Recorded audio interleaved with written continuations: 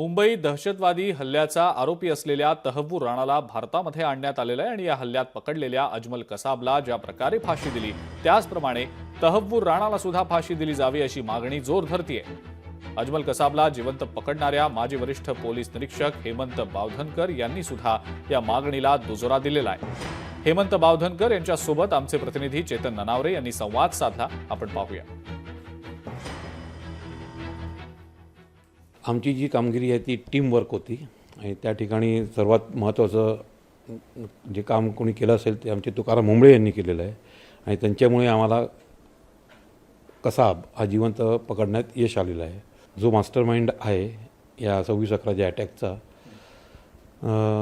त्याला आणण्यासाठी जे प्रत्यार्पण प्रक्रिया आपल्याला जी करावी लागली त्याकरता NIAचं मी अभिनंदन करतो आणि आपण एक चांगला स्ट्रॉंग संदेश असा दिलेला आहे की जो कोणी आपल्या देशाकडे वाकड्या नजरेने बघेल किंवा आपल्या वाईट करण्याचा प्रयत्न करेल त्याची गय केली जाणार नाही।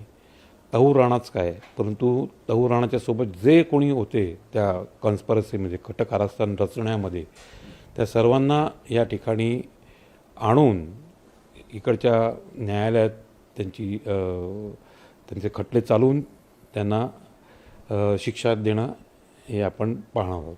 कसाबा जो होता तो या कॉन्स्पिरसीचा एक प्यादा होता, त्याला जर फाशीची शिक्षा देण्यात आलेली आहे तर उघड आहे की सिद्ध झाल्यानंतर त्याला पण फाशीची शिक्षा देण्यात येईल।